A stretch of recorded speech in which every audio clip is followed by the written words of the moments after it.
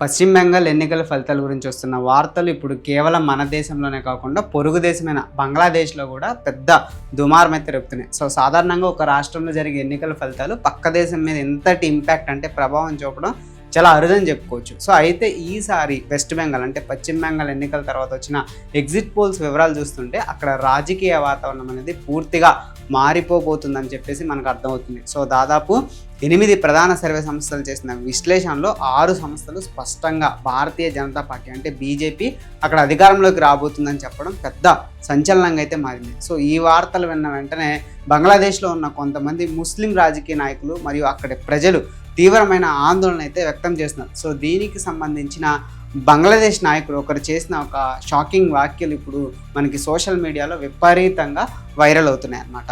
బంగ్లాదేశ్కి చెందిన రంగపూర్ ప్రాంతంలోని national citizen party MP అయిన అఖ్తర్ హుస్సేన్ సో ఈ విషయంలో చాలా ఘాటైన వ్యాఖ్యలు అయితే చేశారు. సో పశ్చిమ బెంగాల్లో ఒకవేళ బీజేపీ ప్రభుత్వం కనుక ఏర్పడితే అది బంగ్లాదేశ్కి ఒక పెద్ద గండంలా మారుతుందని చెప్పేసి ఆయన తన భయాన్ని అయితే బయటపెట్టాడు. సో ముఖ్యంగా ఇండియాలో ఎవరైతే అనుమతి లేకుండా ఉంటున్నారో వారందరినీ బీజేపీ ప్రభుత్వం వెనక్కి పంపిస్తుందని చెప్పేసి ఆయన గట్టిగా నమ్ముతున్నారు. సో ఇలా లక్షలాది మంది ప్రజలు ఒకేసారి బంగ్లాదేశ్లోకి తిరిగి వస్తే అది తమ దేశ ఆర్థిక వ్యవస్థ మరియు సామాజిక పరిస్థితులకి పెద్ద దెబ్బతీస్తుందని చెప్పేసి ఆయన ఆవేదన వ్యక్తం చేశారు.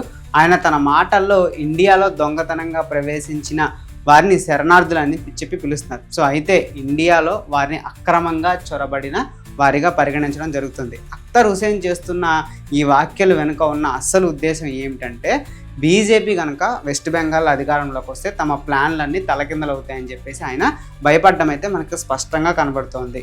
ఈ విషయంపై ఆయన మాట్లాడుతూ ఒకవేళ బీజేపీ కనుక గెలిస్తే ఇండియాలో ఉన్న బంగ్లాదేశీయుల్ని వెతికి పట్టుకుని బయటకు తరిమేస్తారని, ఇది తమకు పెద్ద తలనొప్పిగా మారుతుందని చెప్పేసి ఆయన అన్నారు. సో ఆయన తన సొంత ప్రజలను కాంగ్లు అని పిలవడం కూడా చర్చాంశంగా మారింది. అంటే బంగ్లాదేశ్ నాయకులే తమ వారిని తక్కువ చేసి మాట్లాడుతున్నారనే విమర్శలు అయితే ఇప్పుడు వస్తున్నాయి. సో బంగ్లాదేశ్ నుండి ఇండియాలోకి ఇల్లీగల్గా అంటే అక్రమంగా చొరబడి ఇక్కడ సెటిల్ అవ్వడం అనేది ఒక పక్కా ప్లాన్ ప్రకారం జరుగుతుందని చాలా కాలంగా ఆరోపణలు అయితే ఉన్నాయి. సో ఇప్పుడు ఆ ప్లాన్కు బ్రేక్ పడే సమయం వచ్చిందని చెప్పేసి అఖ్తర్ హుస్సేన్ మాటలు బట్టి మనకు తెలుస్తుంది.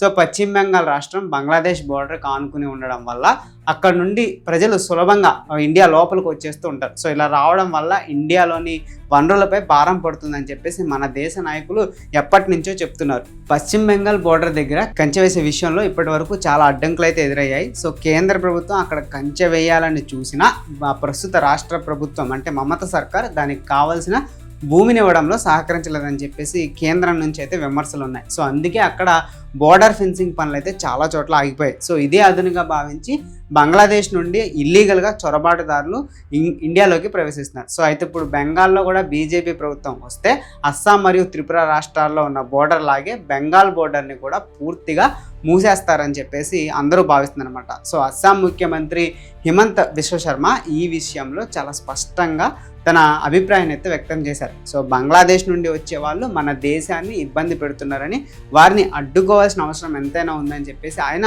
ఎప్పటి నుంచో చెప్తున్నారు అనమాట. సో హిమంత బిశ్వ శర్మ మాటలోని ఆవేశం కనుక మనం చూస్తే అక్రమ చొరబాటుదారుల పట్ల ప్రభుత్వం ఎంత కఠినంగా ఉందో మనకు అర్థమవుతుంది. సో ఆయన ఏమన్నారంటే బోర్డర్ దగ్గర కేవలం కంచె వేయడమే కాకుండా దానికి ఎలక్ట్రిక్ కరెంటు కూడా పెడతామని చెప్పేసి ఆయన స్పష్టం చేశారు. సో ఇలా చేయడం వల్ల బోర్డర్ దాటి దొంగతనంగా లోపలికి రావాలని చూసే వారికి అక్కడికక్కడే బుద్ధి వస్తుందని చెప్పేసి ఆయన హెచ్చరించారు. సో అమిత్ షా గారు కూడా ఇదే విషయాన్ని పదే పదే చెప్తున్నారు.